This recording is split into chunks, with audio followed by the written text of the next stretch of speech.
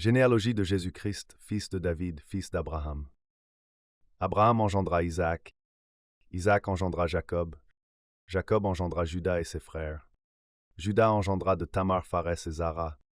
Pharès engendra Esrom, Esrom engendra Aram, Aram engendra Aminadab, Aminadab engendra Naasson, Naasson engendra Salmon, Salmon engendra Boaz de Rahab, Boaz engendra Obed de Ruth, Obed engendra Isaïe, Isaïe engendra David. Le roi David engendra Salomon de la femme d'Uri. Salomon engendra Roboam. Roboam engendra Abia. Abia engendra Asa. Asa engendra Josaphat. Josaphat engendra Joram. Joram engendra Osias. Osias engendra Joatham. Joatham engendra Akaz. Akaz engendra Ézéchias. Ézéchias engendra Manassé. Manassé engendra Amon.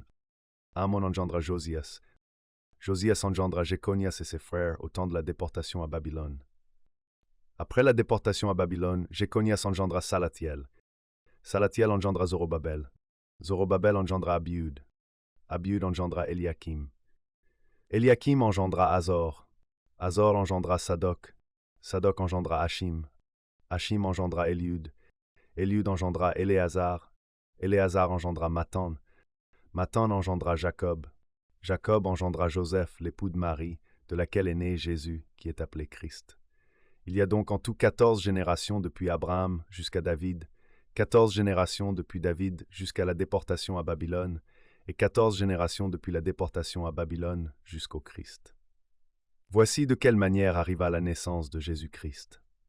Marie, sa mère, ayant été fiancée à Joseph, se trouva enceinte par la vertu du Saint-Esprit avant qu'ils eussent habité ensemble. Joseph, son époux, qui était un homme de bien et qui ne voulait pas la diffamer, se proposa de rompre secrètement avec elle. Comme il y pensait, voici, un ange du Seigneur lui apparut en songe et dit : « Joseph, fils de David, ne crains pas de prendre avec toi Marie, ta femme, car l'enfant qu'elle a conçu vient du Saint-Esprit.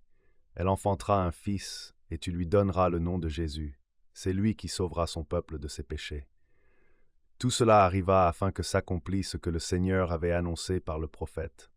Voici, la Vierge sera enceinte, elle enfantera un fils, et on lui donnera le nom d'Emmanuel, ce qui signifie Dieu avec nous.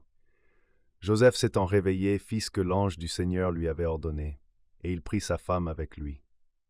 Mais il ne la connut point jusqu'à ce qu'elle eût enfanté un fils, auquel il donna le nom de Jésus.